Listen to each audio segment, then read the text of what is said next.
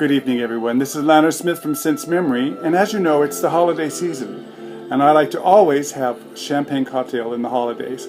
We'll start off with a cube of sugar and add just a dash of Angostura bitters, just a dash onto the sugar. There you go.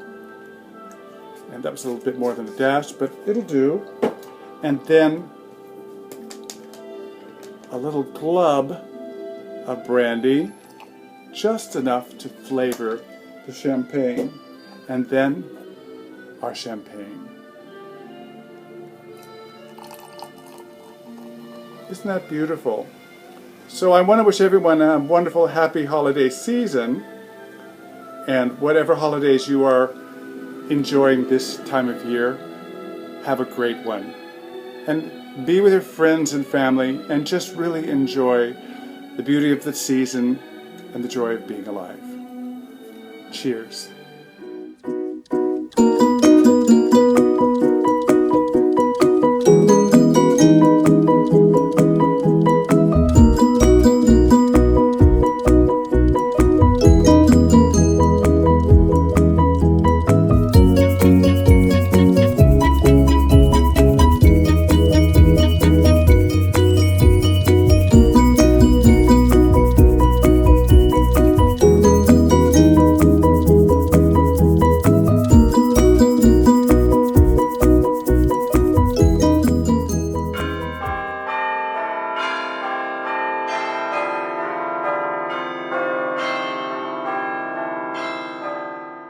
Tonight we're going to be discussing Coco Noir by Chanel. The creation of this perfume in 2012 was a flanker to the original Coco and had followed the creation of Coco Mademoiselle. It's a woody floral musk, and the nose behind it, there are two noses. One is Jacques Pol's, and he was assisted by Christopher Sheldrake. I want to share with you just a little bit of what Jacques Pol's had to say about this fragrance. For Coco Noir, I thought of Coco and of Coco Mademoiselle too, because it's also part of the history.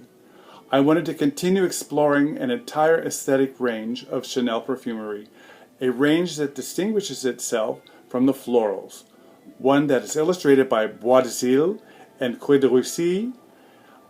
I took it up with Coco. That's what I like to call the Chanel Coromandel culture. What you see and feel in her apartment, the night vision of the Orient that starts and ends in Venice, imposed itself upon me, and that is where I wanted to go. Jacques Polch. So, a little bit about what the main accords in this beautiful fragrance are, and they are balsamic, citrus, aromatic, warm, spicy, patchouli, and woody. This is really a meeting of both sensuous and sophisticated with a great spark, in my opinion, of fun. The top notes of Coco Noir are grapefruit, Calabrian bergamot. Just those two wonderful little sparkling citruses are like champagne. They pop. It's not aldehydic at all, which is nice for people who don't like Chanel No. 5 because of the aldehydes. But it opens with a spark, with a beautiful shimmer. The mid-notes are rose, narcissus, rose geranium leaf, and jasmine. And the base notes are tonka bean, sandalwood, vanilla, patchouli, and white musk and frankincense. Incredible, beautiful notes, each and every one. And of course it does have the signature Chanel jasmine, which are grown in Grasse. Chanel has exclusive rights to all the jasmine that's grown in Grasse, which gives it a very, very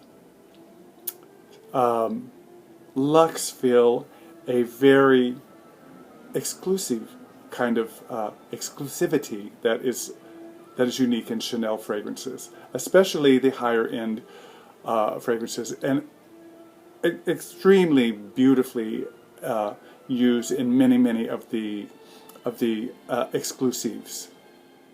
Many people think of Coco Noir as super sophisticated, dark, and mysterious.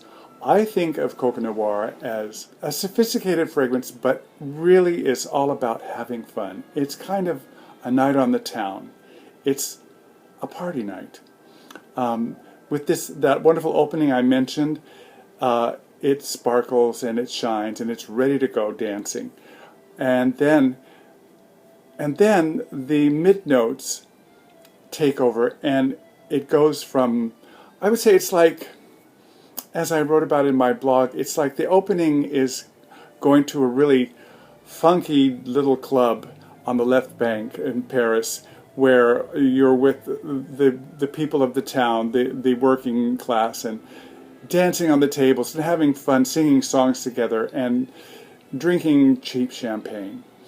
Then, with the arrival of the mid notes, the rose and the jasmine, those are more sophisticated, and they move the party from this funky little club to maybe one of the more elegant restaurants in Paris, where everyone is waltzing and having caviar and champagne, and everyone's elegantly dressed. But Coco is in a simple black dress, or for men, because it definitely is unisex, a simple black suit with a beautiful tie and maybe a white camellia in the lapel. That would be very appropriate. And in the dry down, the wonderful galbanum comes up, the frankincense or galbanum comes up and mixes with this great sandalwood, and it's just becomes creamy and relaxed, and it's like towards dawn and this wonderful party night, and you're with your special someone that you really care about, and everyone else has gone away, and you're listening to some really soulful jazz in some little basement jazz club, and the sun is coming up, but you don't even know it because it's all dark in there and smoky and very sensuous. And then you come out, walking down maybe the Boulevard Germain or one of those streets in the left bank, and the sun is coming up over the Seine, and it's just crisp and beautiful. To me, this is what Coco Noir is all about. It's sophisticated fun. It's a willingness to go and explore all aspects of life. It really is a wonderful fragrance. And as I said, works well for both men and women. The sillage is quite beautiful, and longevity for me, it lasts hours and hours and hours. I would say somewhere around 10. It just really is beautiful. So there you have my feelings about this incredibly beautiful fragrance from the House of Chanel. And definitely get a sample if you can and try it and see what you think. It's a wonderful addition to the Coco line. So this is Lanier Smith from Sense Memory saying, remember, wear what you love and not what they say you should like. And I'll talk to you soon. In the meantime, cheers.